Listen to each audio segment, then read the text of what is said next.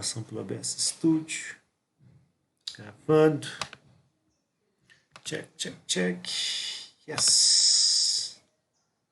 Então, muito bem. Certo? Bom, a gente começou a falar na aula passada, né, que já havíamos falado que a tal da convecção nada mais é, né, que a taxa de transferência de calor por condução entre as partículas de um fluido, né, entre si e entre uma superfície, e conforme o fluido se move sobre a superfície, a gente tem um aumento nessa taxa de transferência de calor por condução, porque a gente vai misturando partículas mais frias em regiões mais quentes do escoamento, de tal forma em que a transferência de calor ela não passa só de uma em uma, né? Vai sendo, vai tendo uma direção única, né, para transferência de calor. Então, na hora que as mistura as partículas, elas vão trocar calor com as partículas que estão na vizinhança com temperaturas distintas. Óbvio que acaba aparecendo, né, um gradiente de temperatura maior no meio, mas não necessariamente ele é um único, certo? A gente vai ter uma transferência de calor que depende de mais de uma direção. Então, isso aumenta a taxa de transferência de calor por condução, e esse aumento a gente chama de advecção, que junto da condução a gente teria o efeito, né, do que a gente chama de convecção. Então, resumindo, né, a convecção é a soma, né, da condução mais a advecção, certo? E quando o Titio Newton estava modelando, né, a taxa de transferência de calor por convecção, ele levou em consideração que existia um coeficiente de transferência de calor por convecção. Basicamente, né, depende das características geométricas, por onde o fluido vai estar escoando, o regime do escoamento, certo? E outros elementos, como por exemplo a área de contato entre o fluido e a superfície, né, e a diferença de temperatura que a gente teria entre a superfície, né, e um tal T infinito que seria a temperatura do meio, certo? Bom, cada pedacinho do fluido vai estar uma temperatura diferente. Essa temperatura T infinito, na verdade, ela está distante da placa, o suficiente para que a placa não esteja em contato com nenhuma partícula, né, que esteja realmente a temperatura T infinito. Ela vai estar em contato com outras, na verdade. Tá? Tá, vamos chegar lá. Certo? E na aula passada a gente falou, né, sobre como que a gente acaba tendo, né, esse coeficiente de transferência de calor por convecção, né, variando em faixas, né, de valores pequenos a valores maiores, em função do tipo de mecanismo que a gente vai ter, né, para produzir o escoamento. Para escoamentos de convecção natural, onde basicamente o gradiente de temperaturas entre a superfície e o fluido produz um gradiente de densidades.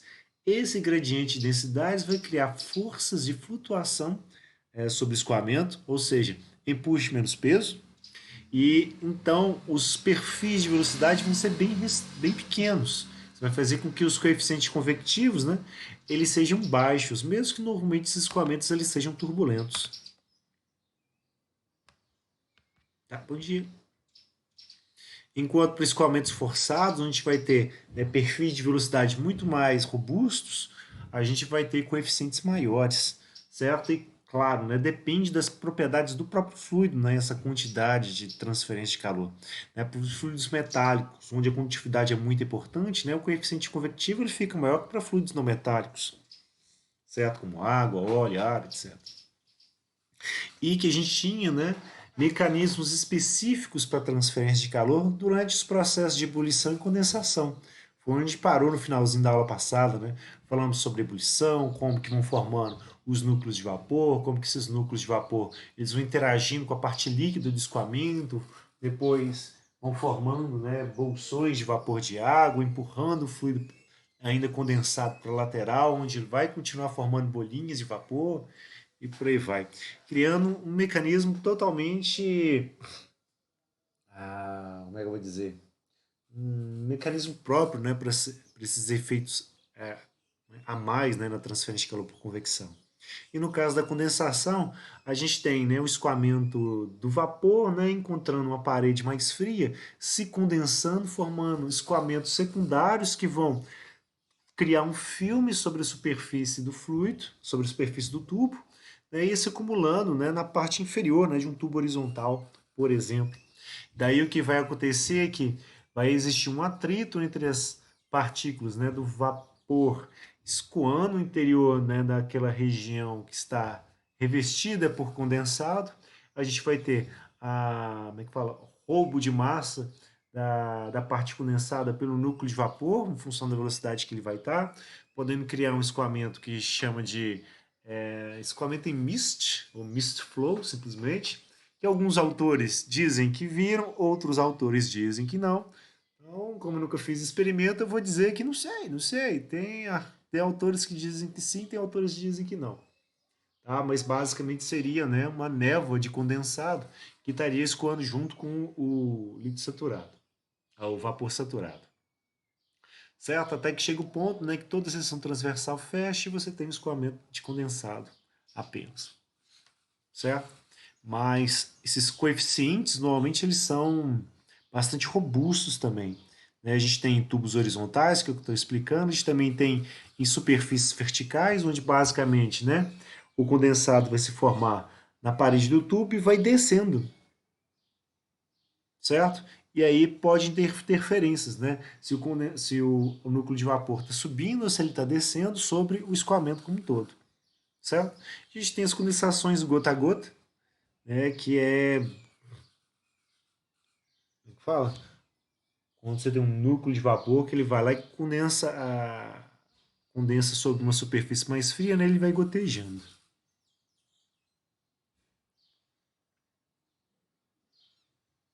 certo? Então, são muitos os mecanismos que a gente tem dentro do escopo da nossa disciplina, né? O enfoque é basicamente nisso daqui, ó, nessas três apenas, né? Convecção natural, principalmente em gases, tá? E escoamento de fluidos não metálicos. Então, vamos dizer assim, mais esses dois aqui, ó. O restante a gente vê muito en passant, porque cada um é como é que fala, um universo em si de artigos para os quais a gente tem que trabalhar. Tem alguma coisa no nosso livro, mas em relação à totalidade é relativamente pouca coisa. Certo? Tem muito tipo de escoamento que acaba sendo descrito em função desse tipo aqui, mas é o suficiente para atender algumas coisinhas. Mas normalmente, para fazer dimensionamento de trocadores de calor, a gente sai fora do nosso livro e pega outras correlações. O livro do Cacassa é bom, mas tem outros livros também, né, de projetos de trocadores de calor, que aí vai ter correlações específicas para fazer ebulição e condensação. Tá? Mas a gente vai focar principalmente aqui, ó, na parte de convecção natural, que a gente vai abordar na próxima apresentação de slide, certo? E escoamentos de fluidos não metálicos, que é o que a gente vai abordar principalmente nessa apresentação aqui, tá? E para a gente começar essa abordagem, a gente primeiro, né, tem que entender, né, qual que é a interação entre o fluido e a superfície. Tudo bem que vocês já fizeram mecânica dos fluidos e devem lembrar bastante disso, né, mas quando a gente tem o escoamento de um fluido, né, sobre uma superfície, a gente tem então, uma tal de condição de não escorregamento, né, que vai dizer que a molécula que vai ficar em contato com a placa, ela vai ficar aderida, certo? Ou seja, não vai ter um movimento relativo entre ela e a superfície, certo? Por quê? Na superfície, né, por onde o fluido vai estar escoando, a gente vai ter, além de uma superfície que é rugosa, e a molécula do fluido pode ficar lá ancorada, né, como é que fala? Entre as cristas que a gente vai ter no material, certo? Além disso, a gente pode ter interações elétricas entre as moléculas, né, e a própria superfície, fazendo com que ela fique mais ou menos aderida em função do tipo de fluido que a gente vai estar trabalhando ou o tipo de interação elétrica que a gente vai ter, certo? Mas é, essas forças de interação entre a superfície da placa, né, e a molécula que está aqui logo em contato com ela, são suficientemente fortes para vencer as forças de ligação entre as moléculas do próprio fluido. Lembrando que para os fluidos de trabalho nosso, água, óleo, ar, maior parte do tempo, né, a ligação entre eles não são ligações lá muito fortes. A maior parte é dipolo permanente, às vezes é um Van der Waals da vida, alguma coisa assim. Então, são forças intermoleculares consideradas mais fracas. Então, existe uma tendência, né, delas se romperem, basicamente em função da tensão de cisalhamento que vai aparecendo entre uma camada e outra do fluido conforme eles escoam. Isso porque o atrito com a placa vai fazer com que moléculas vamos dizer assim, vão criar, né, movimento, vão ter deslocamentos diferentes, né, em função da proximidade deles em relação à placa. Por quê? Como a placa atrasa a primeira molécula vai atrasar a segunda, que vai atrasar a terceira, que vai atrasar a quarta, que vai atrasar a quinta, até que o efeito desse atraso, né, criado pela molécula inicial já fica muito pequeno e o fluido inteiro, né, já está e o restante do fluido todo está escoando com uma velocidade, né, livre de qualquer atrito. Então vai existir dentro do escoamento, né, uma região que vai estar sob efeito do atrito, que a gente chama de camada limite hidráulica, onde nela vai aparecer, né, um perfil de velocidades que vai variar com a distância em relação à placa, certo? Aqui está demonstrado em função de y, né, como nosso eixo, certo? E vai ter regiões do fluido onde todas as partículas do fluido vão estar deslocando com a mesma velocidade. E aí você não vai ter diferença de velocidade entre camadas.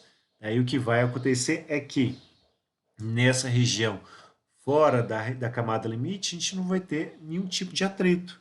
Porque se as partículas, né, deslocam com a mesma velocidade, não vai existir uma taxa de deformação do fluido, né, um du, dy, para a gente poder avaliar a tensão de cisalhamento. Certo? Bom, lá na mecânica dos fluidos, vocês devem ter aprendido, né, que é possível a gente achar a taxa de deformação do fluido, né, em qualquer posição dele, desde que a gente conhecesse, né, a, como é que fala? A gente poderia encontrar a tensão de zeramento sobre o fluido, né, em qualquer posição dele, desde que a gente conhecesse, né, como que a velocidade do fluido varia com a posição y, né, conhecida, né, a viscosidade dele. Certo? Para o nosso caso, essa tensão de zeramento que a gente vai ter na parede, ou seja, aqui em contato com essa superfície aqui, ó, ou seja, para um y igual a zero, a gente poderia determinar se a gente conhecesse, né, esses perfis de velocidade. Algo que é bastante interessante, né, principalmente para quem vai fazer mecânica de fluidos avançado. Para a gente, nós vamos trabalhar ele de uma outra maneira. Nós vamos ter correlações específicas para poder encontrar não essa tensão de zeramento, mas um coeficiente chamado coeficiente de arrasto, certo? Ele basicamente é essa tensão de zeramento na parede, né? Dividido por esse termo aqui, ó, ρ, velocidade da corrente livre ao quadrado sobre 2. Tá parecendo alguma coisa. Que será essa razão? Deixa eu dar um picture screen nela aqui. Vamos reduzir, vamos colocar aqui no Paint, para a gente poder brincar com esse tipo de expressão, tá? Para eu dizer que basicamente é uma razão de energia. Como se a gente pegasse, né, a energia cinética que o fluido tem. Aqui, para essa energia cinética, precisaria de massa, né, velocidade ao quadrado sobre 2. Então vamos acrescentar uma massa aqui. Celzinho aqui mesmo. Aliás, já tem a densidade, né? Eu vou precisar de um volume,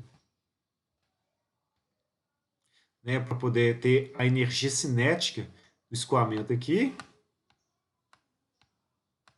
Esse denominador nosso. Tirei ele aqui.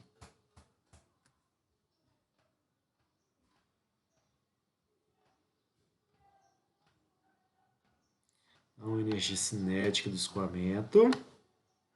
Certo? E para eu ter um adimensional aqui, para esse coeficiente de arrasto, eu preciso de uma outra energia aqui. Ó. Certo? No caso, como eu estou falando aqui de tensão de atrito, ou a tensão de deslizamento, provavelmente é uma energia dissipada por efeito de atrito. Vamos colocar energia dissipada.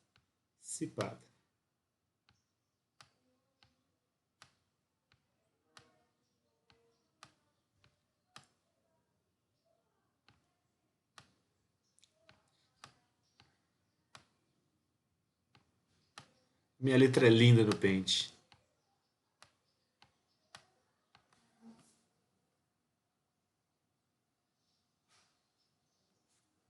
Disciplada é com SC ou é com dois S? Me deu essa dúvida agora, tô achando que é com dois S. Dissipada. Vamos.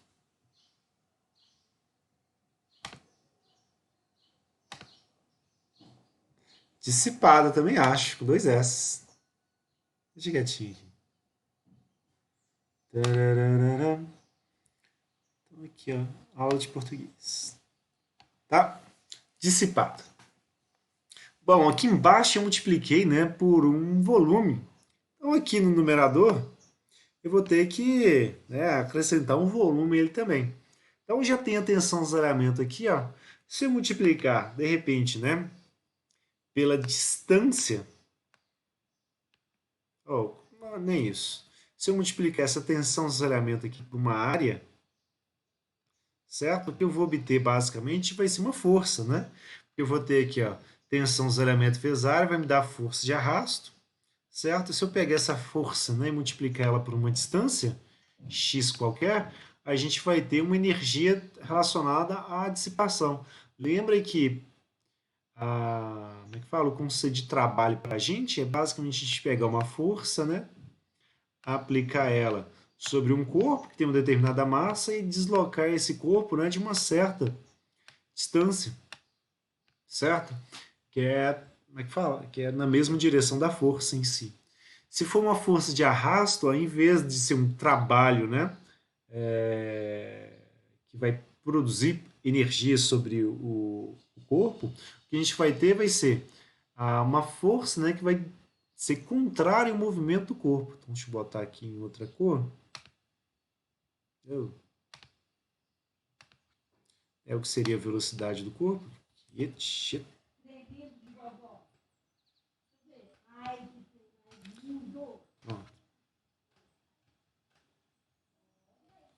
Então, o corpo deslocando para lá, a gente fica com uma força dissipativa, né, que vai ser contrária ao movimento, né, conforme ele se desloca.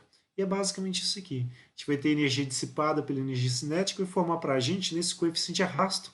E nada mais é para a gente, né, que a tensão do zeramento dividido por ρ velocidade, né, ao quadrado sobre 2, e a velocidade que é utilizada, né, para poder representar, né, essa energia cinética é a velocidade do escoamento e não a velocidade, né, que a gente vai ter dentro da camada limite.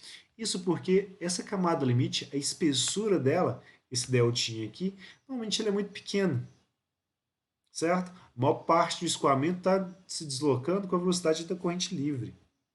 Tá? A gente faz exercício e vão ver esses valores aí de, fala de espessura da camada limite.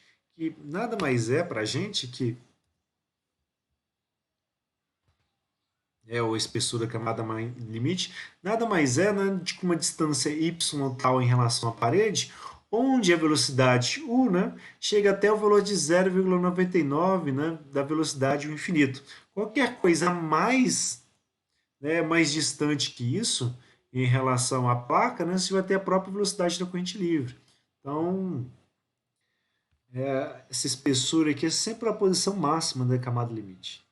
Qualquer coisa além disso, a gente já tem a velocidade com a velocidade de corrente livre já não vai ter o efeito atrito. Certo? Bom, então nessa região aqui, tudo de atrito vai estar acontecendo, né, com o fluido. Fora dela, a gente vai ter nada de interessante acontecendo. Tá, muito bem. Então, beleza. Já era esperado. Tá? Só que o que acontece? Quando a gente tem uma transferência de calor entre a superfície, né, e o fluido, adivinha onde, né, que vai ocorrer esses processos de transferência de calor? Justamente nessa região aqui próximo da parede. Então vai formar também o que a gente chama de camada limite térmica, certo? Essa camada limite térmica nada mais é do que a região do escoamento que vai ser afetada pelos efeitos da transferência de calor. Então as partículas que vão estar em contato com a superfície, a gente vai assumir que a temperatura dela vai ser a própria temperatura da superfície, um TS qualquer, que aqui nesse exemplo a gente está montando, né, como se fosse uma temperatura maior que a temperatura T infinito, que é a temperatura do meio. Então o fluido chega, tem uma velocidade infinita aqui e tem uma temperatura T infinito qualquer aqui. Conforme ele escoa, as partículas aqui mais próximas da parede, né, vão ficar com temperatura maior, certo? E distante o suficiente vai ter a própria temperatura com que o fluido entrou aqui, ou a temperatura da corrente livre. Tá? E o que vai acontecer? Essa região aqui, onde ocorre o processo da transferência de calor, certo? Vai estar basicamente na mesma região onde estão acontecendo os efeitos de atrito. Então, essas camadas limites, né, podem e vão, né, se interagir o tempo inteiro. Se eu tenho um escoamento laminar ou se eu tenho um escoamento turbulento, isso vai interferir, né, dessa distribuição de temperaturas aqui. Né? O escoamento laminar, a gente tem muito mais característica de condução para o escoamento, enquanto para um escoamento tipo turbulento, onde as partículas, né, que estão mais quentes misturam com mais frias, etc., a gente vai ter um perfil que vai ser muito mais homogêneo, né, para essa distribuição de temperatura.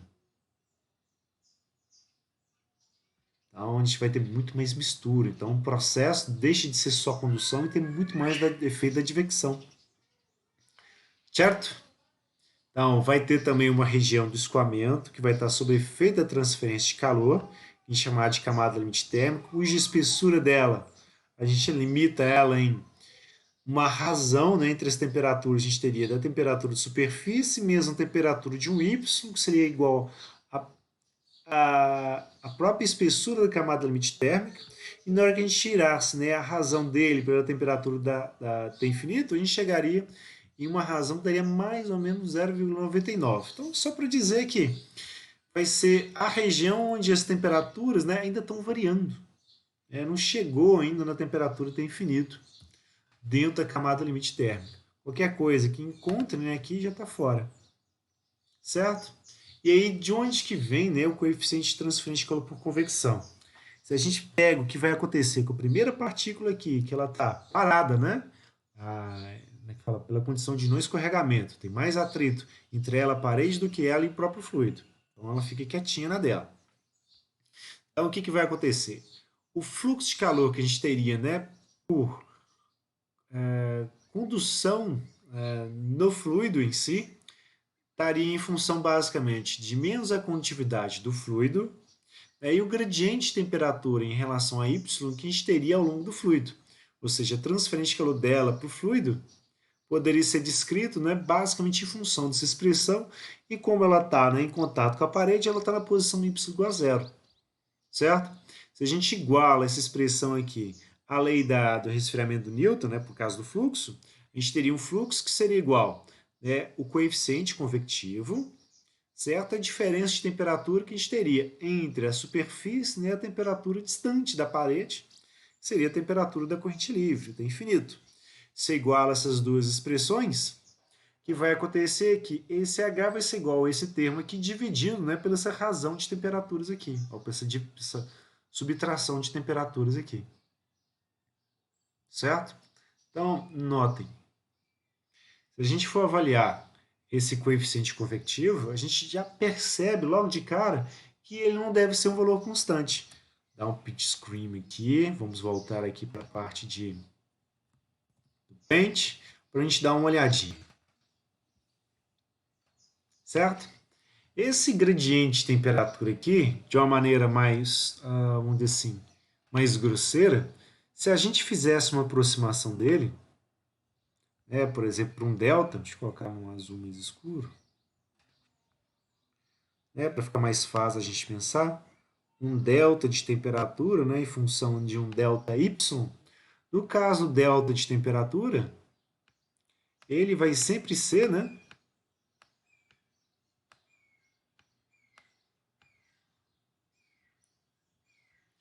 alguma coisa assim, ó.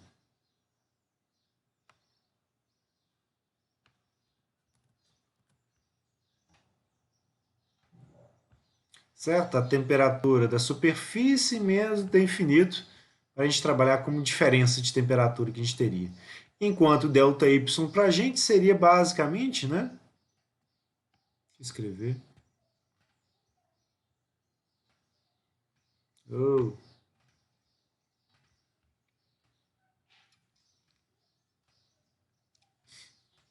Nosso delta y para a gente seria basicamente a espessura da camada limite térmica. Certo? O delta de temperatura não varia. Em qualquer ponto aqui de escoamento, mais a espessura da camada limite térmica, essa varia bastante. Certo? Aqui logo na entrada a espessura é praticamente zero. Tá? Enquanto aqui, ó, conforme o escoamento vai se desenvolvendo sobre a placa, ele vai crescendo. Então, logo aqui no início, se eu tenho um ΔY que ele é muito grande,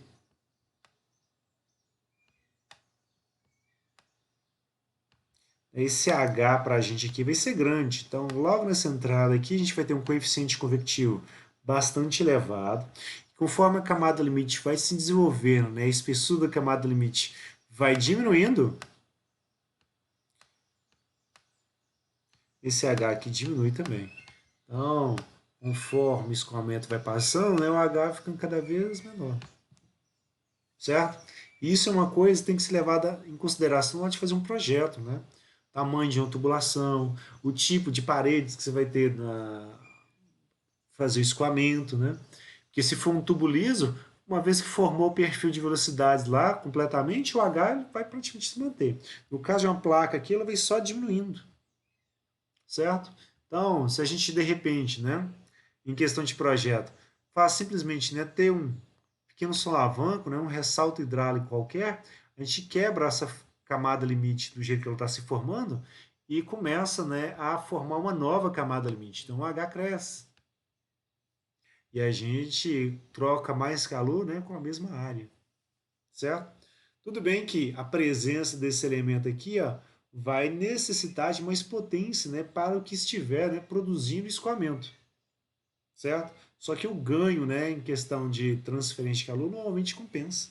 Então a gente reduz a área necessária da transferência de calor, né, basicamente brincando com a geometria, né, forçando esse tipo de conhecimento básico, né, para aumentar a transferência de calor pela superfície, então elevando o fluxo térmico.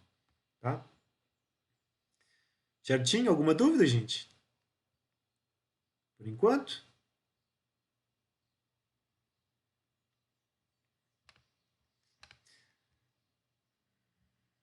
Deixa eu olhar para vocês. Então, já dá para imaginar o seguinte, né?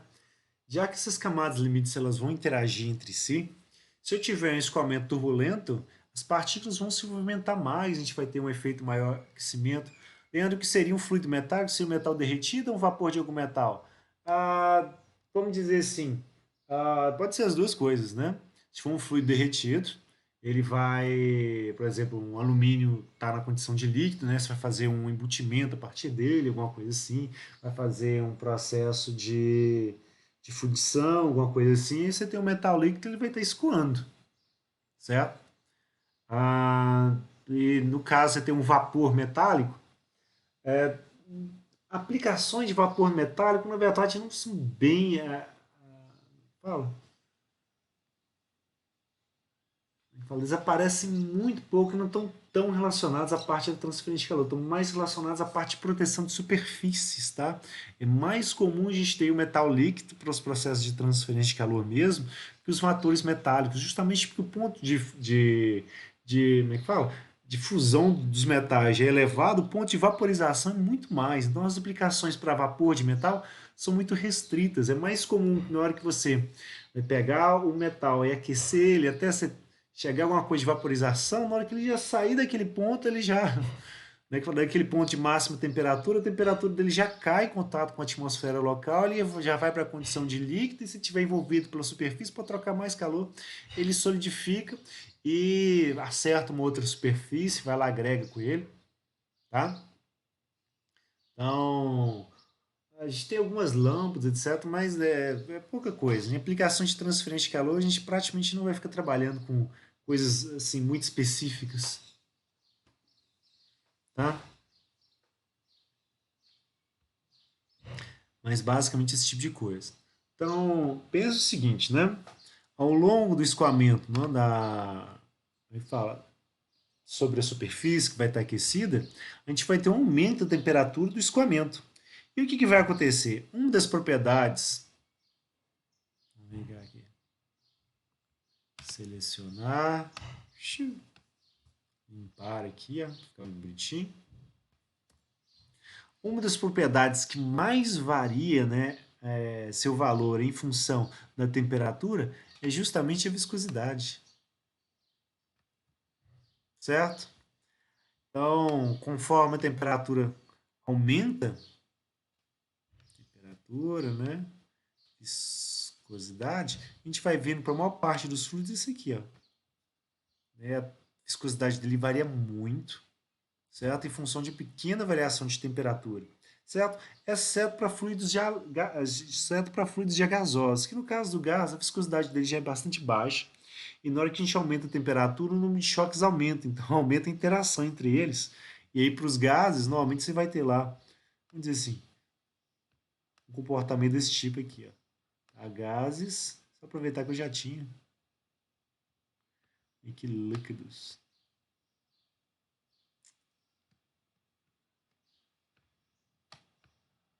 Meu Deus, olha minha letra.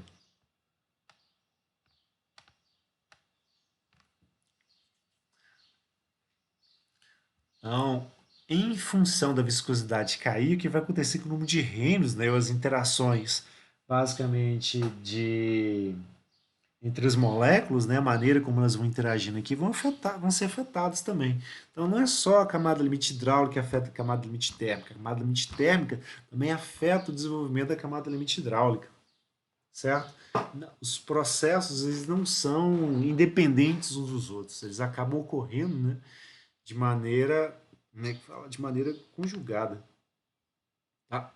E além disso, pensa o seguinte: quando você vai ter um processo onde você vai ter uma troca de massa entre um fluido e uma superfície, o que vai acontecer é que basicamente o processo da troca de massa vai ocorrer entre a superfície e o fluido, na mesma região. Olha que surpresa, certo? Pessoal, calma aí. Troca de massa? Pensa o seguinte, modelo mais simples possível, tá? Você chegou em casa depois de jogar um futebolzinho, né? No caso das meninas, bater a perna no shopping, por exemplo, estava suado, vai tomar um banho, secou na toalha, pegou a toalha, colocou no varal para secar.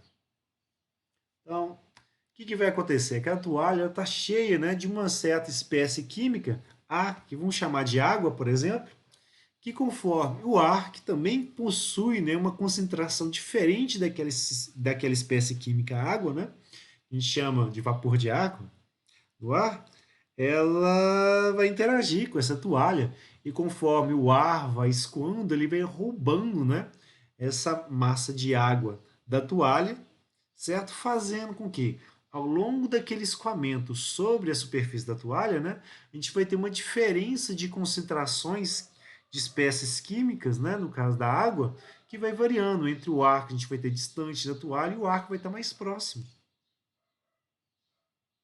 certo? Fazendo com que nessa região aqui, ó, você vai ter uma concentração que vai ser dependente, né, basicamente, né, da distância que a gente vai ter de onde o fluido entra, né, na superfície da toalha e das outras interações, né, com temperatura, força de atrito, certo? A pressão de vapor da água, né, no ar, da pressão de vapor que ela vai ter aqui como líquido saturado na toalha, por aí vai, certo? Para a gente modelar, né, como que essa concentração aqui, ó, ela vai variando, né, em função basicamente da posição em relação à placa ou à toalha, né, que seria um valor y qualquer. Então a gente vai ter esse nível de interação aí. Né? As camadas limites de concentração também vão aparecer. A gente não vai trabalhar elas em específico nessa disciplina. A gente tem uma disciplina na química, né, que é a transferência de massa, onde vocês vão começar já por aqui, né?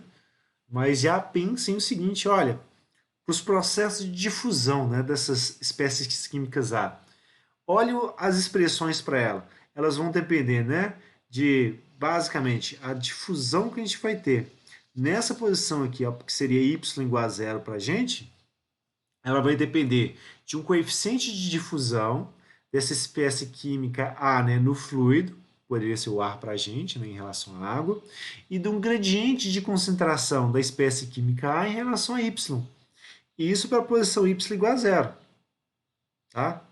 Mas esse mesmo fluxo por difusão ele poderia ser avaliado em função de um coeficiente de transferência de massa por convecção, esse Hm aqui, que está sendo multiplicado, né, pelo coeficiente de transferência, nossa senhora, de concentração, né, da espécie química A que a gente vai ter na superfície, né, menos a concentração, né, da espécie química A que a gente vai ter na corrente livre. Então, esse coeficiente de transferência de calor de massa ele poderia ser calculado basicamente em função dessa expressão dividido por essa diferença. Então, daria um coeficiente nesse formato. Opa, é a mesma coisa da convecção, né? Então, a modelagem matemática é a mesma. Então, se o aluno ele fica bom na parte de convecção, ele já adianta uns bons 30% da transferência de massa lá. Certo? Então, dois motivos para estudar a parte da convecção. Aprende a transferência de calor por convecção e praticamente vai aprender convecção de massa, né, sem a gente ver. E claro, né, a interação de massa entre o fluido e a superfície vai afetar as outras camadas limites, assim como as outras camadas limites vão afetar, né, essa camada de concentração. Se a gente tiver um escoamento turbulento, é mais fácil do fluido que está escoando, né, manter partículas em suspensão, certo? Então, tanto espécies químicas que podem compor o próprio fluido como material, vamos dizer assim, seria apenas um depósito sobre a superfície. Então, se eu tenho, por exemplo, um ar passando assim com areia, alguma coisa assim, se for um escoamento laminar, né, a capacidade desse ar, né, suportar essas partículas sólidas é pequena.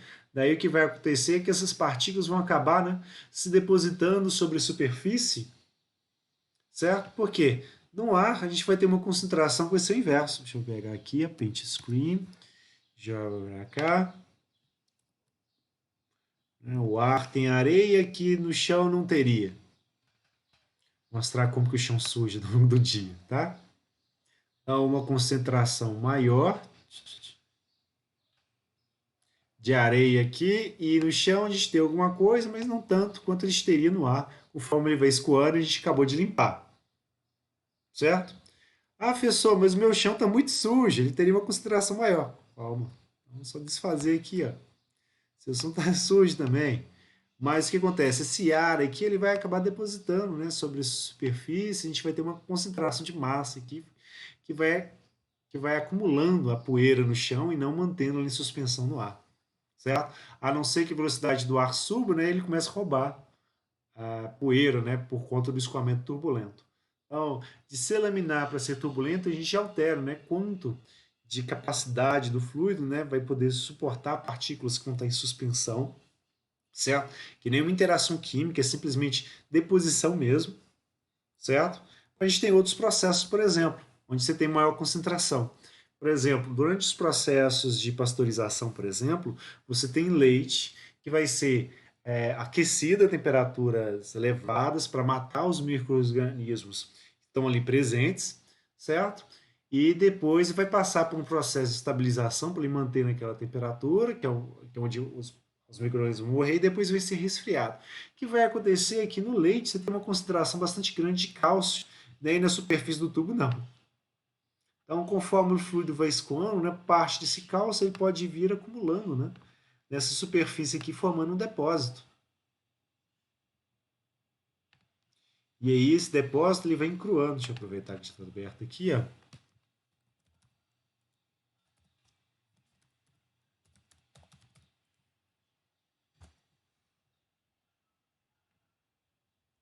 Quero imagens. Aqui, ó, fala, é deposição normalmente de óleo e óxidos metálicos dentro da câmara, tá? Mas eu queria mostrar em tubulações. Deixa eu colocar aqui em tubos. Eu coloquei cálcio, né? Cálcio.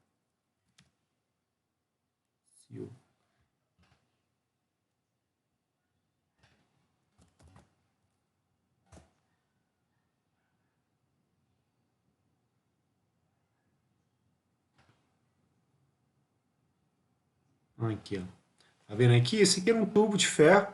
Na hora que a água provavelmente foi passando, né, sobre ele, foi depositando material na superfície dele. Aí tem tudo que está vindo junto com a água. Pode ter óxido de silício, pode ter cálcio junto dele, enfim, vai acumulando um monte de coisa, argila, etc.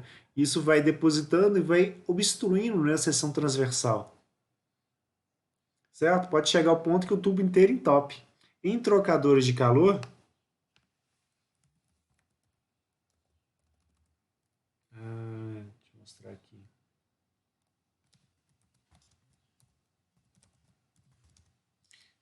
Exchanger micro, como é que é?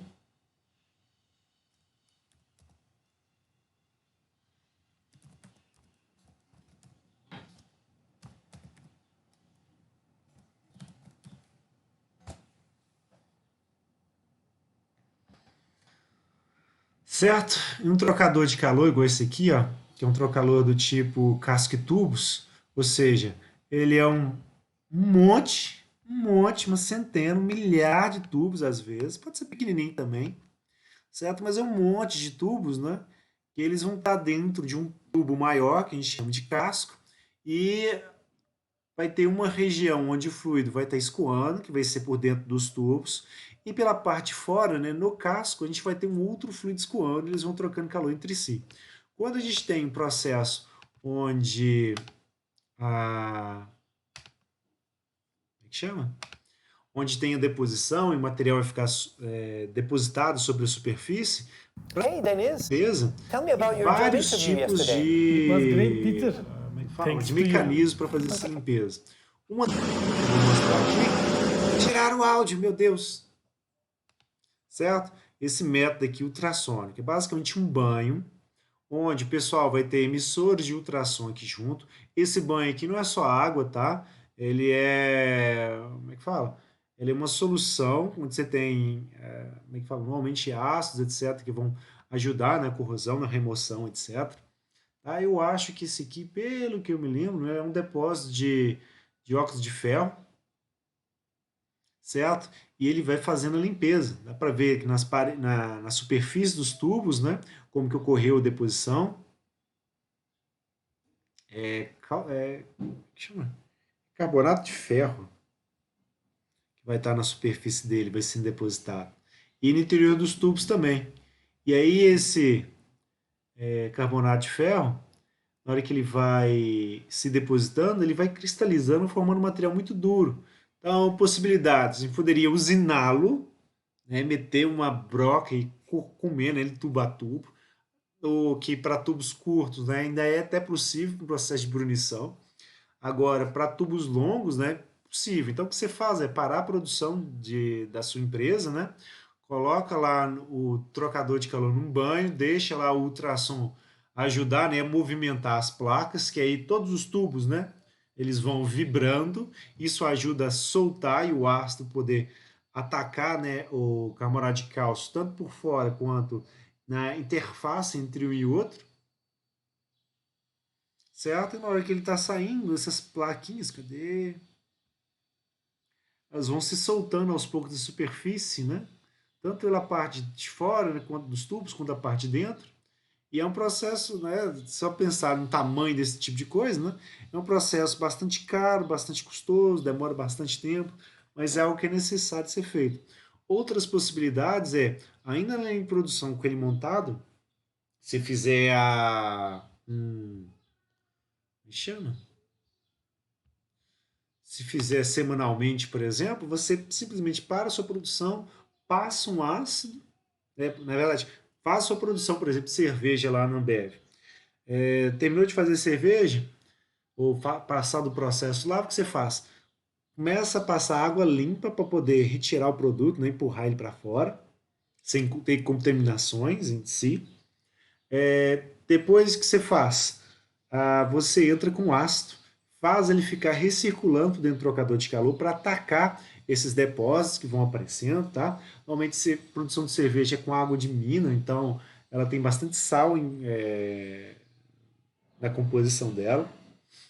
E aí o sal vai acumulando na parede. O que você faz é passar um ácido, fazer ele corroer, né, a camada de sal que vai ficando ao redor, e depois você vai neutraliza aquele ácido e passa água para poder limpar aquilo tudo para depois novamente conseguir produzir a sua cerveja lá no trocador de calor, tá? Então, esses eventos de concentração, eles são muito importantes, né, serem previstos, né, e serem corrigidos quando a gente fala de processos de industriais, né, de produção, certo? Que aí a gente tem que proteger o trocador de calor para ele continuar produzindo, certo? O projeto deles não é barato e eles não são vamos dizer assim, fáceis de serem repostos. Então, a manutenção deles é bastante importante. Tá? E claro, a espessura dessa camada limite de concentração também é muito parecida, né, com a espessura da camada limite térmica. Basicamente, ele vai pegar na razão, né, entre a concentração da espécie química na superfície do meio, né, e fazer a comparação, né, para a concentração de qualquer posição até que chega numa concentração para a camada limite, onde você tem praticamente, né, 99% dessa relação, ou seja, a concentração aqui ó, já é praticamente a concentração da camada limite, só que não, um pouco menos. Certo, gente? Alguma dúvida nessas camadas limites?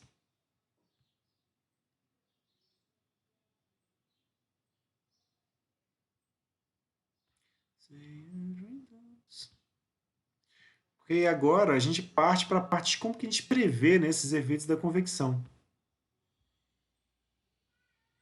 Por enquanto. Certo? Porque achar a taxa de transferência de calor por convecção é fácil. Só pegar o coeficiente convectivo, as áreas, as diferentes temperaturas adequadas, processo de transferência de calor e por aí vai. Então, a parte da taxa não é fácil. A parte que quem é que fala que vai dar algum problema para a gente é justamente, né, avaliar o coeficiente convectivo. Até o momento na disciplina, esses coeficientes convectivos eram dados por enunciados, ou o enunciado dava informações suficientes para que nós os calculássemos. Agora a gente vai prever em função das características do esquadramento e da geometria. Basicamente, o que é feito? Tá? Vamos vir aqui de novo. Dessa vez, vamos limpar tudo.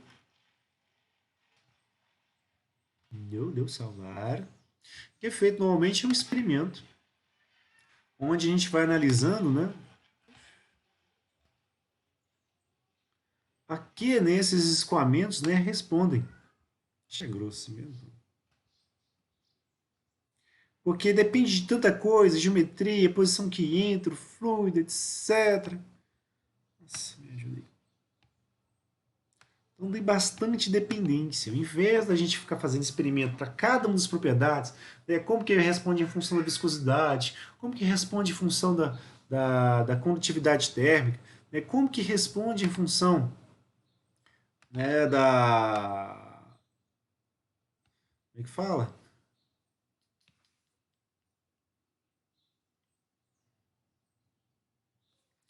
Né, como que cada um responde, que é feito? Ao invés de a gente trabalhar vários experimentos, a gente resolve esses problemas de convecção basicamente brincando com os grupos π, né? Vai avaliando tudo com que o fluido deveria depender. Questão de geometria, em função dos tipos de fenômenos que vão aparecer em cada um dos escoamentos, etc.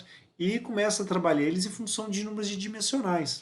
Por exemplo, aqui, o Titio Reynolds, né, que é o primeiro dimensional para a gente. Aí existe uma relação entre esse coeficiente de convecção e o número de Reynolds para o escoamento. Então, na hora que o pessoal vai fazendo, né, os experimentos, vai encontrando algumas correlações, normalmente o que a gente observa é uma coisa assim, ó,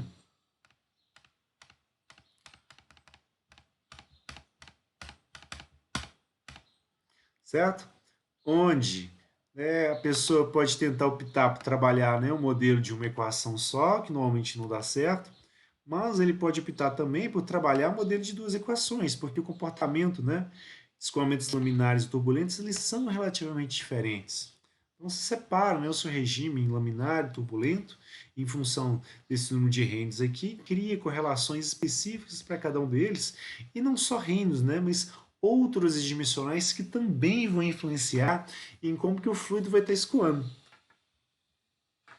Tá? Mostrei o Reynolds aqui porque ele é o primeiro. A gente fala cada um deles em particular. Mas basicamente é pegar as equações da quantidade da massa, da quantidade de movimento e da energia, né? Adimensionalizar elas, igual vocês fizeram para chegar às equações chamadas de equações de Navier-Stokes, só que não, tá? E lá vocês perceberam, né, que tinha o Reynolds aparecendo, que tinha o nome de Freud aparecendo, que é um outro dimensional que a gente usa. certo? Então, o que a gente vai trabalhar aqui vão ser basicamente correlações, são correlações semi-empíricas, ou seja, a gente sabe, né, que essas transferências de calor eles respondem em função das dimensionais, a gente só precisa de uma equação que relacione, né, os adimensionais com os coeficientes de convecção, etc. Tá? Então, basicamente, o que a gente vai ter? No caso do nome de Reynolds, ele vai permitir que a gente relacione, né, como é que fala? Os efeitos de atrito, né, e as interações que a gente vai ter entre as partículas entre si. Então, o Reynolds por si só, ele é um número que vai relacionar, né, as forças viscosas e as forças inerciais que a gente vai ter no escoamento. Então, a parte do numerador para a gente são as forças inerciais, ela está relacionada basicamente ao movimento ou a quantidade de movimento que o fluido vai ter, por isso ρ vezes a velocidade, certo? Na parte baixa a gente teria o termo da viscosidade, estaria relacionado às forças inerciais. Tudo bem que estão faltando os termos todos aqui, né? Porque foi um simplificado em relação ao outro, certo? Só a título de relembrar, tá? Porque isso aqui é mecânica dos fluidos. Aulas, mecânica dos fluidos.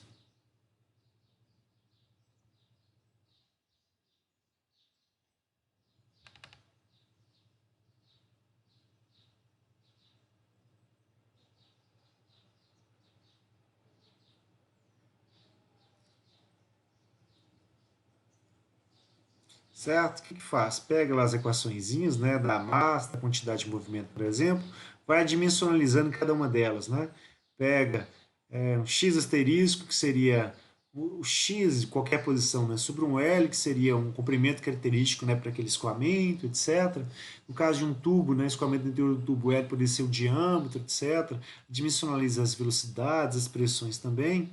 E a gente vai pegando cada um dos termos das equações e vai dimensionalizando, certo? Ou seja, vai descrevendo eles para ficar em função de números dimensionais. Os termos que saem para o lado de fora, né, durante as contas, eles passam de um lado para o outro e a gente fica só com termos adimensionalizados. E alguns vão aparecer para a gente, por exemplo, o Reynolds aqui, como está aparecendo para a gente. Aqui aparece o número de Freud, por exemplo. Cada um deles está relacionado a uma característica do escoamento. Então, basicamente, o processo é esse. Tem a equação de energia também, que eu não vou mostrar aqui, mas é um outro trabalho grande para poder fazer. Vai mostrar, né, como que ele dependeria de outros processos, ou de outros números adimensionais também. Tá? A gente está mais focado na parte do desenvolvimento dos adimensionais mesmo. Tá? Então, o Reynolds vai ser importante para a gente descrever, né, como que o fluido vai estar escoando sobre a geometria. Então, vai interferir bastante na formação dos coeficientes de transferência de calor. Lembrando que esses coeficientes eles variam, né? No início da camada limite ele vai ser maior, conforme ele vai desenvolvendo ele vai ficando menor,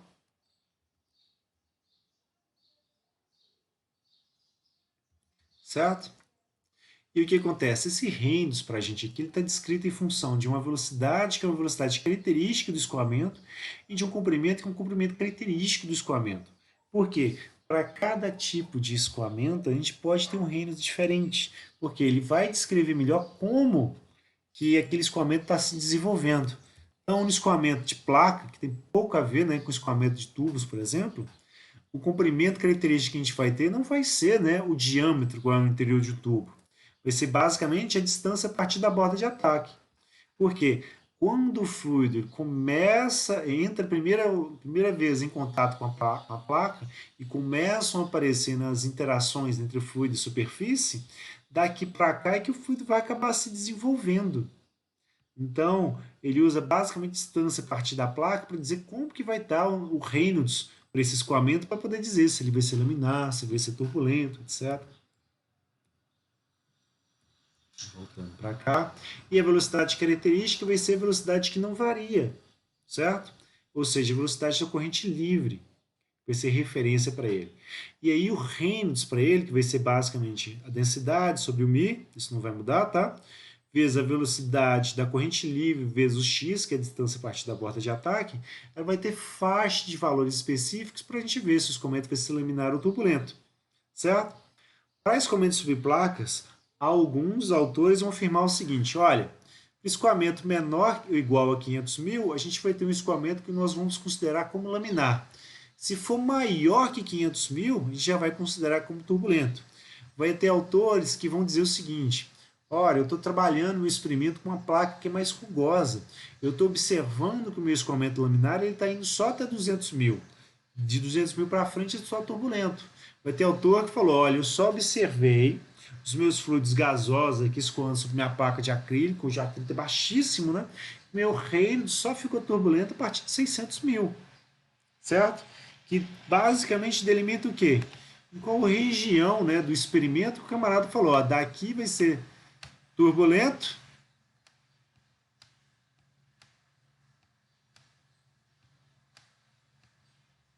e daqui para cá, ó, eu vou considerar como laminar ainda.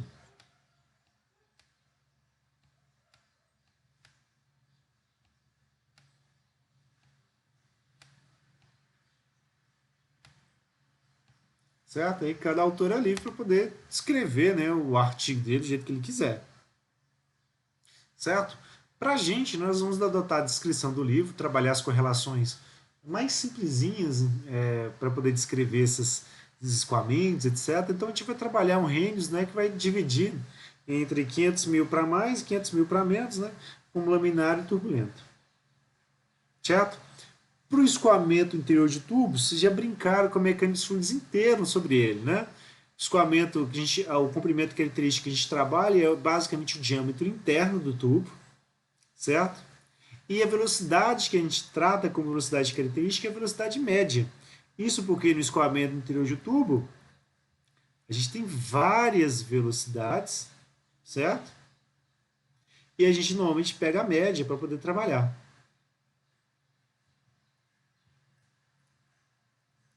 E aí, o range para a gente ficaria ρ sobre μ, né? Velocidade média, diâmetro, e os autores, claro, também vão discutir entre si. Vai ter autor que vai dizer que escoamento é laminar só para valores menor que 2.000, certo? Vai ter autores que vão considerar até 2.300, e de maior que 4.000 vai ser um escoamento turbulento. Entre 2.300 e 4.000, como tem muita briga, o pessoal resolveu, vamos chamar isso aqui de zona de transição. Está mudando aqui, ainda tem característica laminar, tá indo pra, mas já tem característica turbulenta também, então vamos separar essas faixas aqui, cada correlação, né, relacione em um lugar, certo? Então, vai ter autores que vão dizer para o laminar dele como que vai definir a faixa de rendos, qual que é a equação que a gente usa, e para o escoamento turbulento, né, qual vai ser a faixa que a gente vai utilizar. Correlação, certo? A gente tem também para outros tipos de escoamento, como o escoamento que a gente tem na região anular, basicamente isso aqui sendo feito. Ele pega 4 vezes a área transversal sobre o perímetro. O que é essa região anular? Para a gente pensar, na verdade. Quando a gente começar a fazer as continhas. Vamos apagar esse aqui, novo. Não salvar. Em preto aqui mesmo, espessura vamos diminuir. Formas, vamos colocar aqui círculo.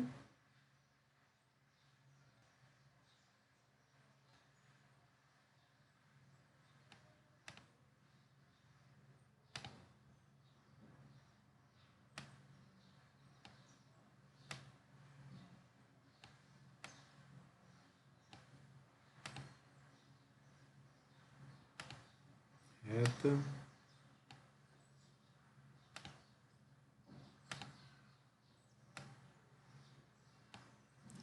Reta.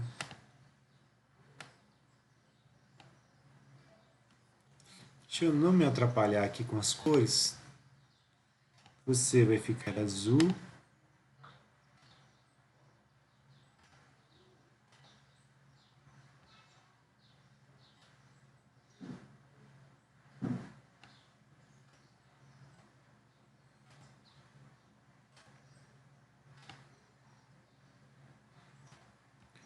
Você vai ficar azul também.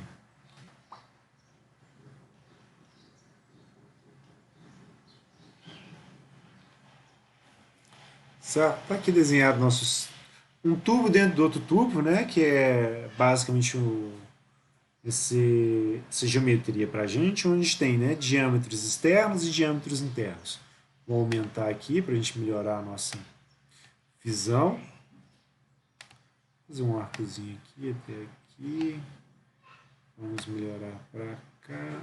Tem que ficar aqui. Você, pontinho que vem para cá. Beleza, é só isso mesmo. Deixinho preto, pronto. Descrito mais ou menos o tubo. Vamos colocar ele desenhado aqui no cantinho. Não sei se é tão grande, né? A gente não é.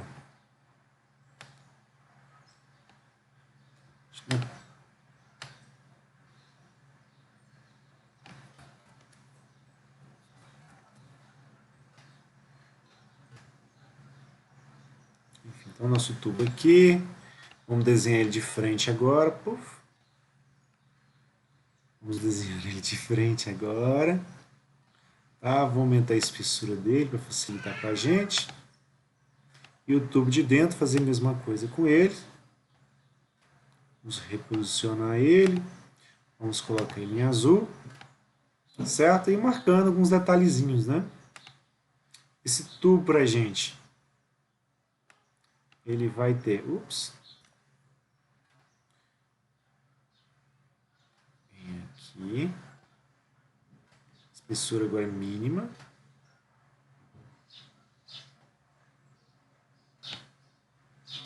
Aqui também.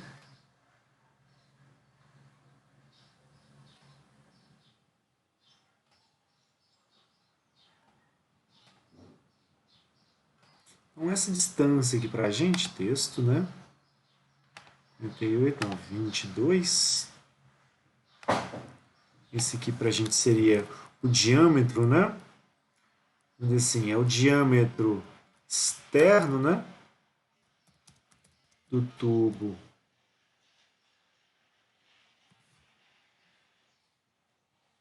Está muito grande ainda.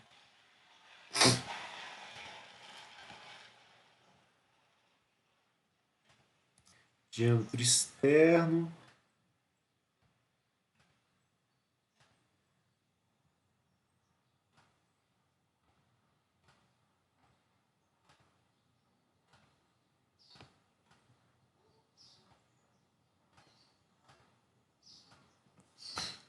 Tubo interno. Certo?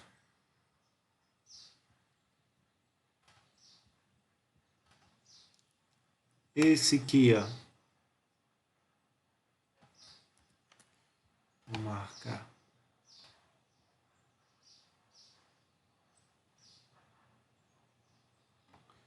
Preciso aumentar a minha tela.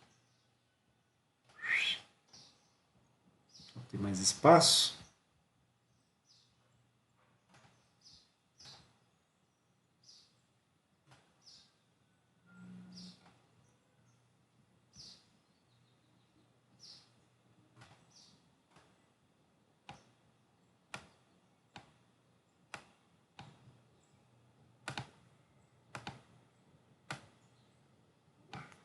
Esse aqui já é o diâmetro, né? Interno, né, do tubo externo. Certo?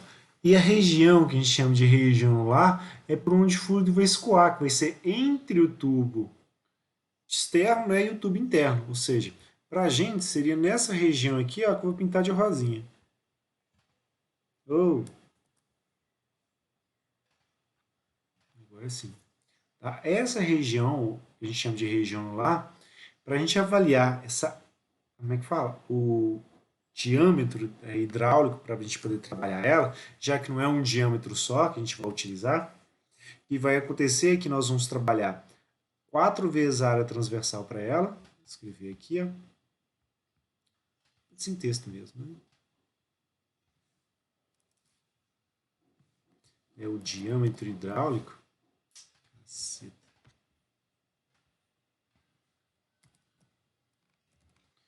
Diâmetro hidráulico para ela vai ser basicamente 4 vezes a área transversal, essa área aqui por onde o fluido vai poder passar, que é essa parte rosa, né?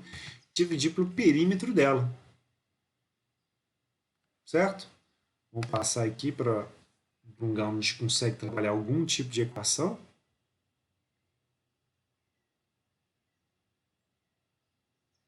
Nosso Wordzinho, para ver isso com um pouquinho mais de detalhe. Inserir, layout, margens, estreita. Ele vai conseguir, vamos lá. Certo? Vamos pegar tudo isso aqui, Ctrl C, traz para cá, só para facilitar a nossa visualização, certo? E o que nós vamos fazer? Esse diâmetro hidráulico, nós vamos calcular ele a partir dessas expressões mesmo. Então, vem aqui, ó, inserir, equação,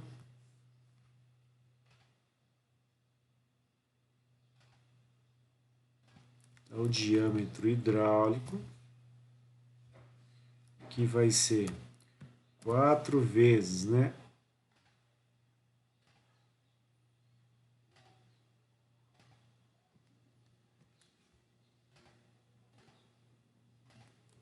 Área transversal sobre o perímetro.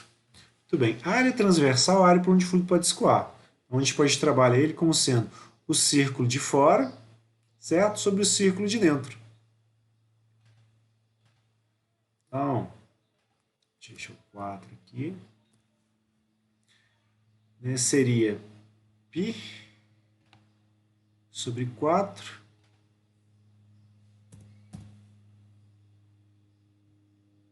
que vai multiplicar para a gente, né? O diâmetro de fora, esse círculo aqui, ó, que é o diâmetro interno do tubo externo, ou seja, de dentro do de fora. Então, o diâmetro interno do tubo externo, certo? Ao quadrado.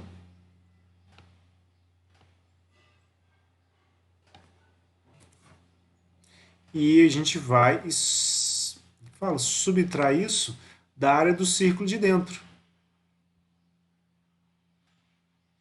que é a parte que o tubo vai ocupar. Então ele vai ser também π sobre 4, só que agora o diâmetro externo, né, do tubo interno.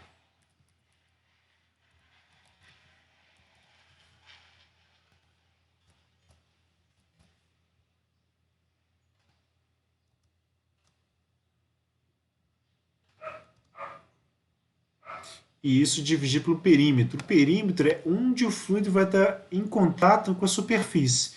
A gente vai ter o perímetro, então, do tubo externo, do tubo que está dentro, né, a parte que vai ter em contato com o fluido aqui, que vai ser o perímetro, né, desse círculo aqui, ó, em azul, a parte externa dele, certo? E vai ser o perímetro também desse círculo escuro aqui, ó, só que o perímetro interno dele.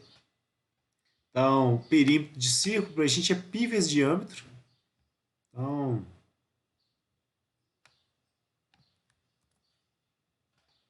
aqui a gente teria, né, π, que vai multiplicar o diâmetro interno do tubo externo, certo? Para ser o perímetro que a gente teria aqui, ó, nessa lateral aqui, certo? E perímetro sempre é soma de lados. Então, vamos somar de novo, né, com outro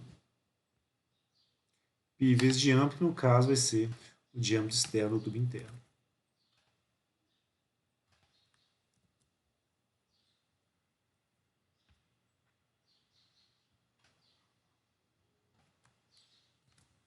Certo? O que nós vamos fazer? Vamos dar uma simplificada aqui, deixa eu cortar um bocado de coisa. Esse 4 que está multiplicando aqui, ó, eu posso simplificar com esse 4 de cá e esse 4 de cá. Então, já vou eliminando ele aqui e aqui. Certo? Aqui na parte baixa eu tenho π e π, que estão aparecendo para a gente. Aqui na parte de cima eu também tenho π e π. Então eu posso colocar o π em evidência, né, tanto no numerador quanto no denominador, ele vai sumir esses termos todos.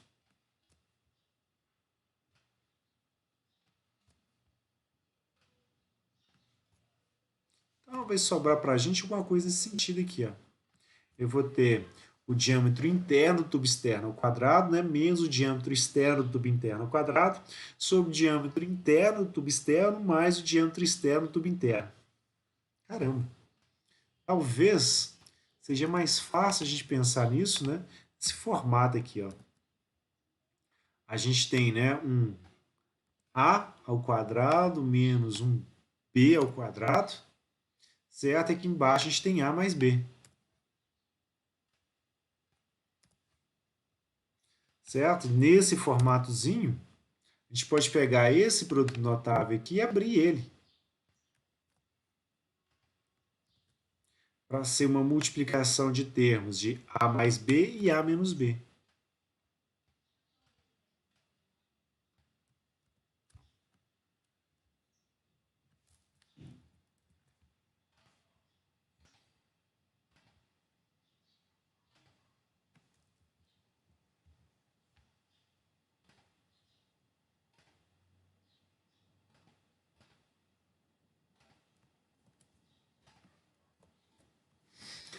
Então, o termo do a mais b cancela com o termo do a mais b, a gente ficar só com o termo do a menos b.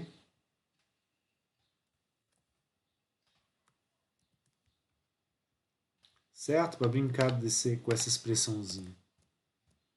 Então, para a gente, o diâmetro hidráulico, ele vai ser basicamente isso aqui, ó, o diâmetro externo do tubo interno, né, menos o diâmetro externo do tubo interno. Então, o diâmetro interno do tubo externo menos o diâmetro externo do tubo interno. Um inverso do outro, né? Mas lembrando que o de fora, né, é maior que o de dentro, então é ele primeiro menos o outro, senão a gente vai ter um diâmetro hidráulico negativo. Tá? Mas basicamente essa expressão aqui, porque a gente vai acabar trabalhando, né? A gente for trabalhar essa parte de diâmetro hidráulico. E esse diâmetro hidráulico ele vai aparecer para muitos outros tipos de geometrias distintas, tá? A gente tem, por exemplo, aquele trocador de calor que a gente acabou de ver, que é o de casque-tubos, por exemplo, a gente vai ter, quando o fluido estiver escoando pelo casco, que ele vai ter que escoar ao redor de vários tubos, para a gente analisar o comportamento do Reynolds sobre ele, a gente tem que analisar o diâmetro hidráulico para ele, certo? No caso da região anular, a velocidade característica que a gente utiliza, né, é a velocidade média também, e no caso, o Reynolds para a gente vai ter basicamente o mesmo formato no interior dos tubos, certo? Só que agora a gente vai trabalhar o diâmetro hidráulico, certo? E o Reynolds para a gente, já com uma geometria mais fechadinha, os autores optaram por trabalhar da seguinte forma. Se for menor que 2.300, considera laminar. A partir de 2.300, turbulento. Ponto e basta. Sem zona de transição, sem discussão nenhuma, o pessoal já estava mais focado.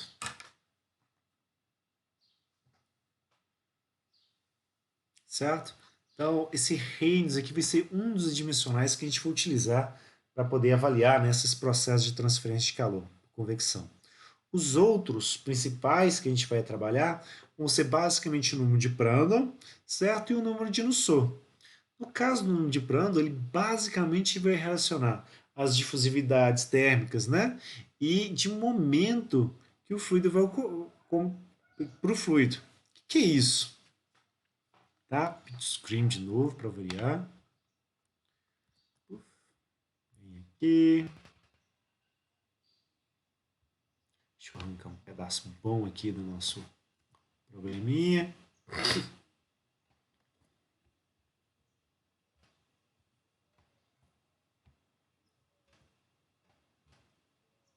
Para a gente poder trabalhar, tá?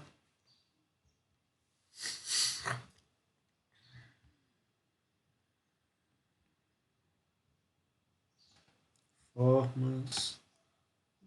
Acho que sim, ficou mais fácil. Espessura. Bota assim.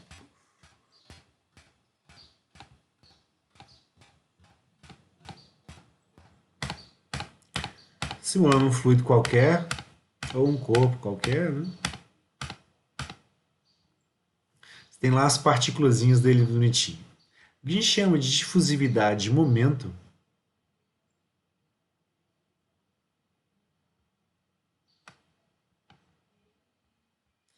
que é basicamente essa viscosidade cinemática, ela é o μ né, viscosidade do fluido, né, dividido pela densidade.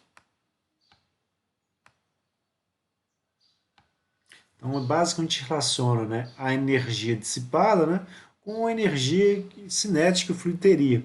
Então, basicamente, o que acontece? Quando a gente perturba, né, essas partículas aqui, impõe, né, por exemplo, uma velocidade para essa partícula aqui, ó, empurra ela, ela vai bater nas outras, certo? Essas outras vão acabar se deslocando em função da energia que foi produzida para essas. Só que conforme esse deslocamento aqui ocorre, elas vão se atritando com as outras. Então, ele relaciona, né, quanto de, vamos dizer assim, de energia, né, essas partículas tinham aqui, quanto foi dissipado, né, conforme esse momento, né, foi trocado entre umas moléculas e outras. No caso da parte, né, do calor, basicamente o que acontece? É como se a gente aquecesse, né, um pedaço do fluido e essa partícula aqui fosse conduzindo calor para as demais. Essas outras, né, vão absorvendo parte desse calor, então elas vão acumulando no interior delas. Então seria aqui a parte do alfa, né? Que seria. Ah, nariz coçando.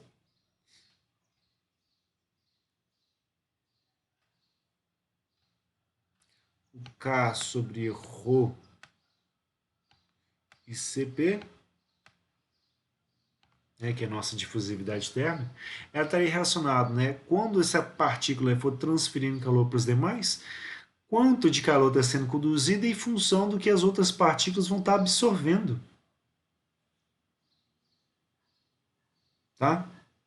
Então, na hora que a gente relaciona esses efeitos aqui da difusividade de momento com a difusividade térmica, a gente vai basicamente associar as camadas limites hidráulicas e camadas limites térmicas, né? Como que uma vai se relacionar com a outra, para a gente poder, né, melhorar aquela correlação entre o coeficiente convectivo, por exemplo, e o Reynolds, certo? Porque não é só dele que existe dependência, certo? E o que acontece? O número de Nusselt para a gente, ele já vai correlacionar outras coisas. Ele vai relacionar a taxa de transferência de calor por convecção e por condução e escoamento, certo? Então, já que a gente falou, né, que a convecção é condução mais a advecção, é como se no numerador aqui a gente tivesse a convecção como um todo, né, e na parte de baixo a gente tivesse só a condução. Ou seja, se eu tenho uma expressão para o número de Nusselt, eu posso simplesmente multiplicar ela pela condutividade, certo? E dividir pelo comprimento característico, eu vou achar o meu coeficiente convectivo, meu H. E essa é basicamente a ideia para a gente, certo? Que quando a gente for utilizar as correlações semi-empíricas, ou seja, correlações onde parte delas, ou o formato delas, do que elas estão dependendo, estão vindo lá de equações do tipo grupos π, para a gente.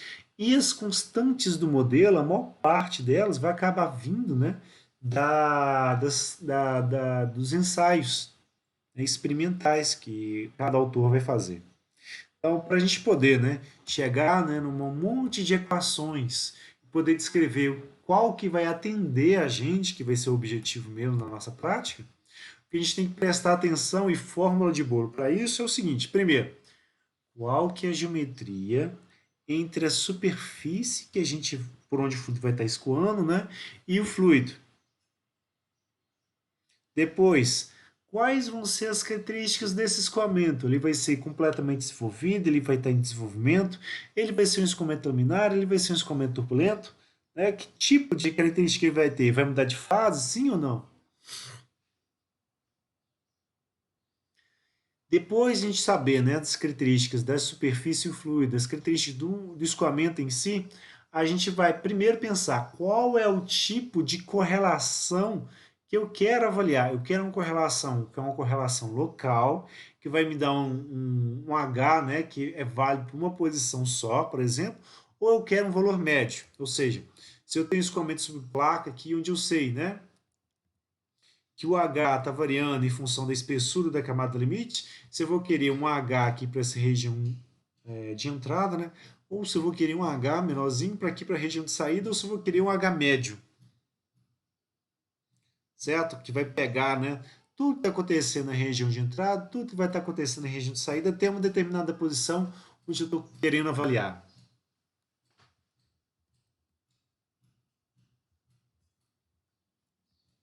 certo? Isso vai me indicar qual vai ser a correlação que a gente vai querer escolher. Se vai ser um valor médio para ela ou se vai ser um valor local. Muito bem.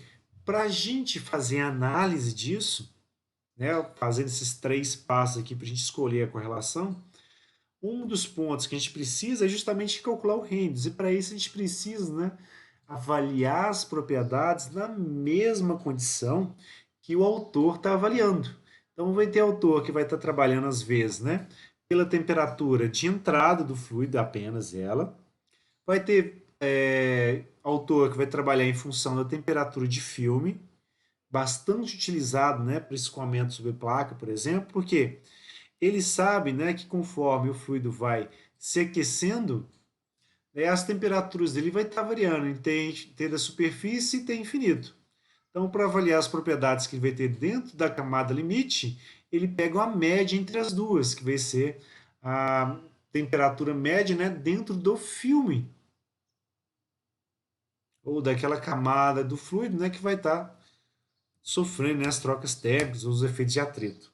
Então, por isso chama de temperatura de filme, que é a média entre a superfície e a do meio, certo? Ou a gente pode ter a própria temperatura média do escoamento, que é bastante comum para o escoamento dentro de tubos, etc., onde ao longo do comprimento as propriedades vão variando. Então, é mais interessante a gente conhecer o que está acontecendo no início e no final, dividir por dois para a gente ter um valor médio, para a gente poder avaliar as propriedades.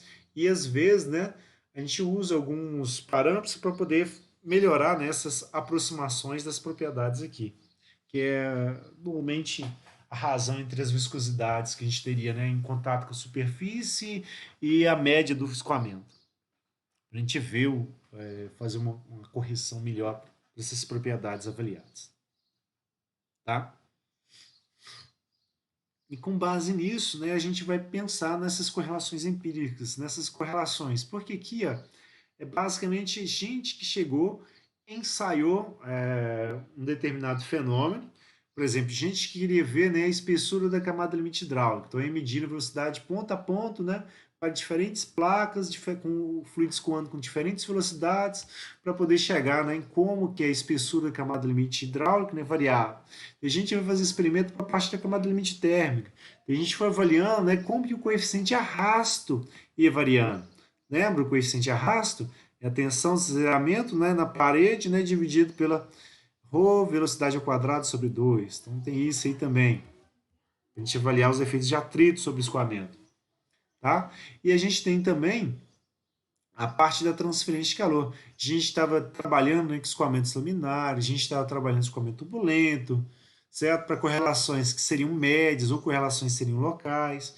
E cada uma delas tem um jeitão para a gente poder trabalhar, certo? E é disso que vai tratar o nosso primeiro problema. Lembrando que essas correlações, elas não vão ser exatas em si. Elas são, na verdade, aproximações, porque o experimento ele foi feito em uma determinada condição, a nossa análise, às vezes, está numa condição um pouco diferente, ou com as propriedades variando, etc. Em condição de laboratório, por exemplo, você tem lá um túnel de vento, tem uma placa vai ser aquecida por uma resistência elétrica, certo? E você tem lá no túnel de vento, né, um mecanismo apenas, né, para poder empurrar o ar, etc, para frente. Quando você está lá avaliando, né, a mesma troca de calor, por exemplo, uma parede de uma casa, aí você não vai ter uma placa que vai ser perfeitamente plana, igual a do ensaio, você não vai ter presença de grade, você não vai ter porta abrindo e fechando, a presença de uma janela, né, que vai criar um suco na parede. Então você tem ali uns outros efeitos aparecendo, como por exemplo, fala, mudança na direção do vento e coisas do tipo que vão, né, afetar, né, a correlação. A correlação em si, no mesmo caso, ele já tem um erro, que é um erro experimental. Então, é norma praticamente que vai ter um erro, né, que vai ser pelo menos de 10%, né, a mais do que a correlação que a gente está utilizando. Vai ter o erro experimental mais as aproximações que a gente vai estar trabalhando. Então, quando a gente utilizar essas correlações, a gente não pode ser ingênuo e considerar que vai ser um valor exato, vai estar próximo daquilo, certo? algumas correlações mais próximas, outros menos próximas, mas é o suficiente para a gente se planejar, né, na hora de planejar um dispositivo sobre como que o equipamento vai funcionar, certo? A primeira análise que a gente vai fazer vai ser as análises, né, sobre placas planas. E aí, sobre placas planas, o que a gente faz? Ou o que a gente espera? Na hora que o fluido entra em contato com a placa, inicialmente ele toda uma velocidade uniforme, né, chamada de U infinito, ou velocidade da corrente livre, e todo ele uma mesma temperatura, que é a temperatura T infinito, que é a temperatura da corrente livre. Na hora que ele começar a escoar sobre a superfície da placa, a gente vai ter a formação de uma camada limite, vai começar como laminar, logo para um determinado comprimento, quando o Rentz passar de 500 mil, já passa a ser um escoamento turbulento, e a gente vai ter mais interações entre as partículas, etc. Certo? E aí vai ter também a formação das camadas limite térmicas sobre essas aqui. Certo? E essas múltiplas correlações aqui são justamente para a gente poder prever isso. E aí viria o nosso primeiro problema. Como que a gente avaliaria, né, essas nossas propriedadezinhas, como que a gente ia trabalhar. Agora são 10h19. Podemos começar o exercício, a gente não vai terminar ele. Deixa eu ver como está feito. Semestre anterior, às vezes a gente consegue adiantar um pouquinho, pelo menos para esse primeiro. Não, primeiro semestre.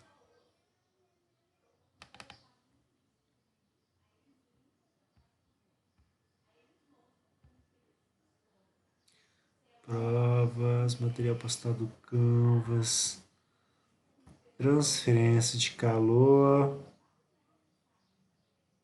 exemplo placa plana.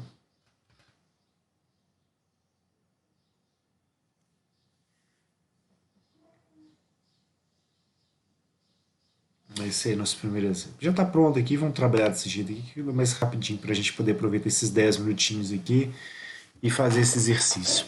Tá? O que a gente tem? A gente tem um escoamento de água, que ela está a 60 graus Celsius, e ela está escoando com uma velocidade de 0,4 metros por segundo, né, sobre duas superfícies de uma placa plana, que ela vai ser para a gente quadrada e tem 1 metro de aresta. Então, uma placa de 1 por 1, certo? Que ela é mantida, né, com a 20 graus Celsius.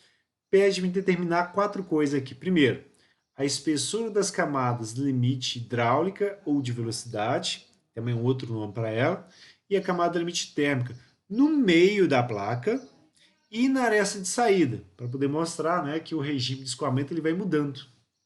Tá? Na letra B, ele quer que a gente determine, né, o fluxo térmico na aresta de saída da placa. Na letra C, que é a força de arrasto para toda a placa. E na letra D, que é que a gente represente graficamente as espessuras das camadas limite hidráulica e térmica, os valores locais de tensão e salhamento, do coeficiente convectivo, fluxo térmico, pediu tudo. Basicamente para a placa, né, ponto a ponto. Certo? Como que a gente começa?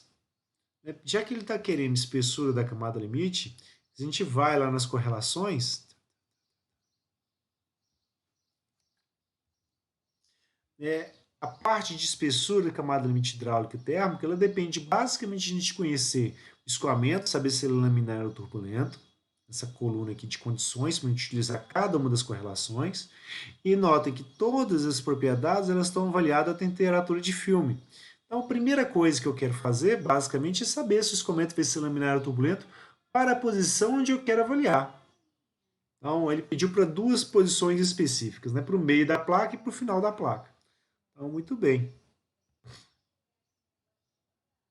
Aqui. Então, primeira coisa, a gente calcular, né, qual que seria a temperatura de filme, que é basicamente a temperatura da superfície, que é 20 graus Celsius, mais a temperatura do meio, que é 60. Certo? Tira a média entre as duas, a gente vai ter 40 graus. E esses 40 graus eles vão corresponder mais ou menos, né, 313 Kelvin, o que dá aproximadamente 315, para a gente poder pegar as propriedades na tabela do livro. No nosso livro é tudo dado em Kelvin, né? E é mais próximo lá, 315. A gente nem vai interpolar, porque o objetivo não é esse. Tá? É basicamente pegar as propriedades em si.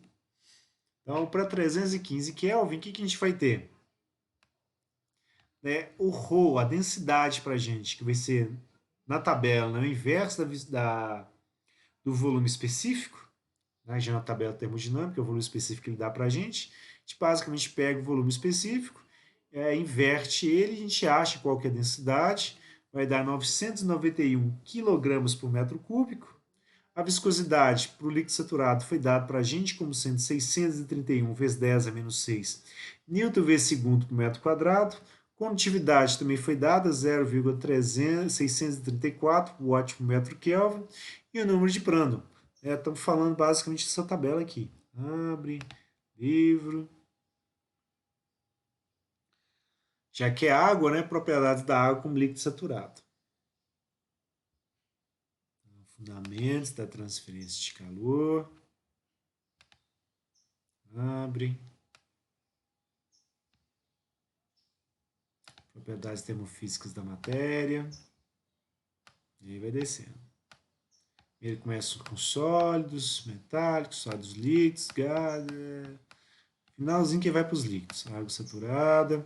Aí vai para líquidos saturados. Primeiro óleo. Refrigerantes. Mercúrio. Aí vem propriedades termofísicas da água saturada, que é para onde a gente está pegando. Para esses 315 a gente pegou, né? O volume específico é 1,009 vezes 10. Aqui, este número está multiplicado por 10 a 3. Então, na propriedade, na hora que a gente for trabalhar, né? Ele tem que vir aqui, ó. Ai, meu Deus. Dividido, né? Por. Como é que fala? Multiplicado por 10 a menos 3, que é só a apresentação dele, tá? O gráfico. Condutividade térmica está multiplicado por 1000 também, a gente divide por 1000 o número que a gente for pegar aqui, etc. Então, basicamente, essa é a ideia. Então, dá tudo. Um pouquinho de prano, dá um pouquinho de viscosidade, a gente pegar os valores do fluido saturado, certo? Para a gente aproximar pelas propriedades do líquido comprimido que a gente teria, provavelmente. Certo? Seriam essas propriedades. Com base nas propriedades e com base nas posições que ele informou para a gente. Né? A placa tem 1 metro, então na metade dela eu tenho 0,5 metros e no final dela eu tenho 1 metro. Então, o Reynolds para x igual a metade da placa, que é meio metro, ela vai ser o ρ, velocidade da corrente livre, x sobre μ, onde substitui o voluto x, as velocidades que foram dadas para a gente calcula e vai achar um Reynolds de 314.105. É um Reynolds, né, um númerozinho redondinho, mas ainda laminar. Porque para a placa, né, o escoamento só é turbulento a partir de 500 mil. O Reynolds para x igual a 1 metro, basicamente a gente vai dobrar, né, a posição aqui. Então vai ser 628.209. Esse Reynolds aqui já é um escoamento turbulento, ou seja, em alguma posição entre o meio da placa, que é 0,5, e 1 metro, o escoamento deixou de ser laminar e se tornou turbulento, certo? Então, fazendo justamente esse efeito aqui, ó. Ele começa a laminar, né, vai até uma determinada posição, depois passa para turbulento. No final da placa já está turbulento para a gente. Certo? E o que acontece? Para achar as espessuras das camadas limites hidráulica, deixa eu fechar isso daqui, não fica me atrapalhando tanto. O que vai acontecer? A gente tem duas equações, uma para laminar e outra para turbulento, ou seja, eu vou utilizar essa equação para o meio da placa, essa equaçãozinha aqui para o final da placa.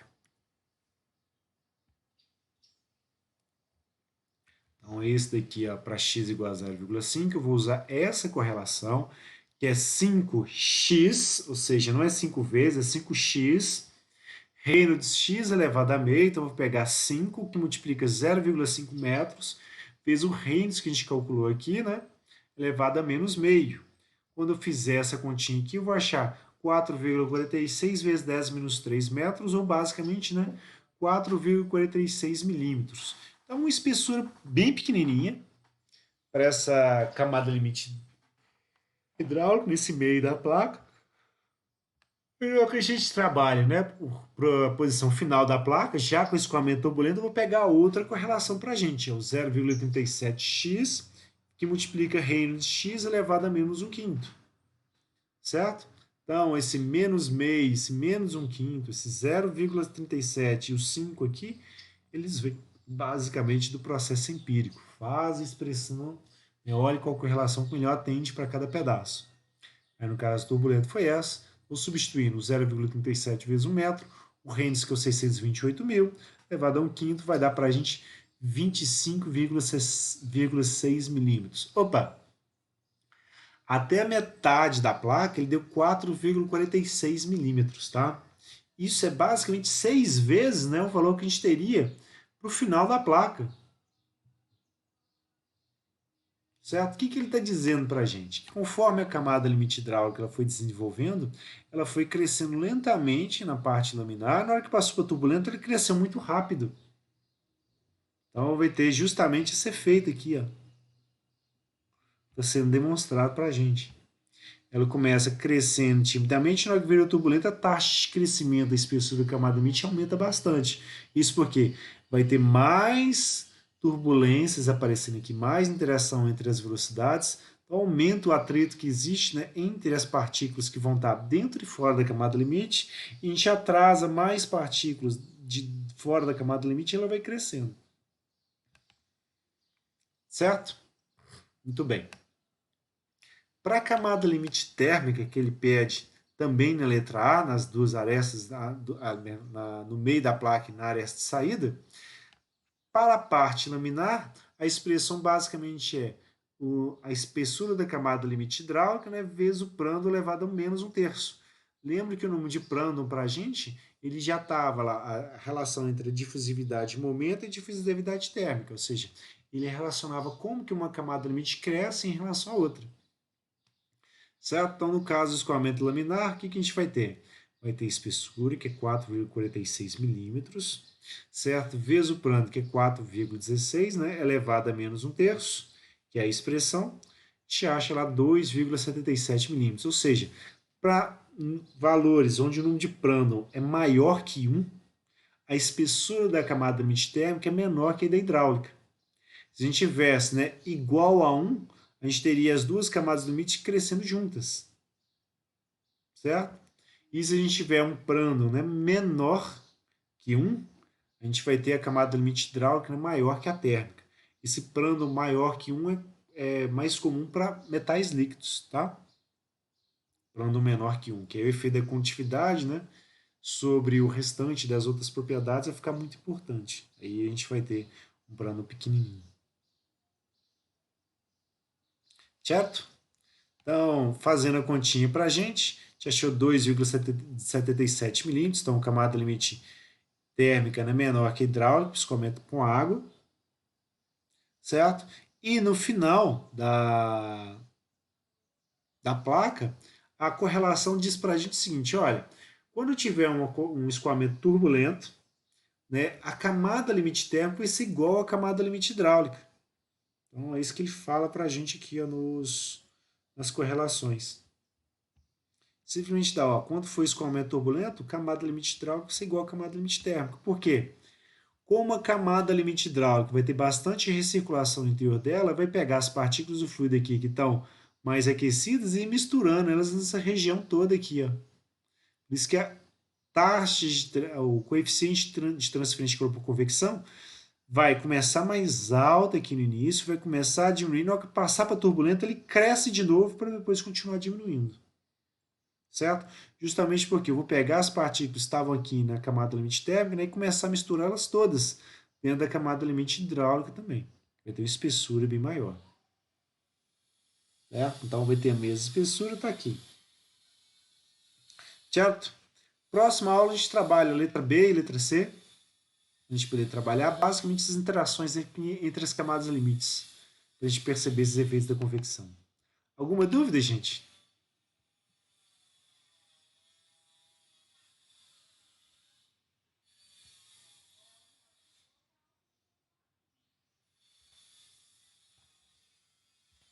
Dúvidas?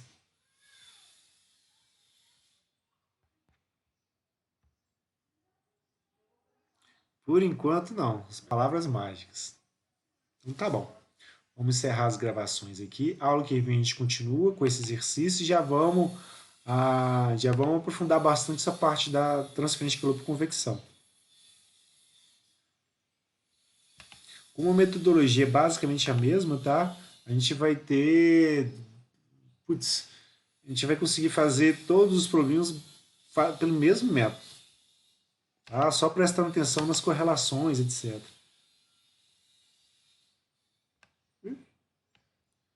Nada. Até a próxima aula, gente.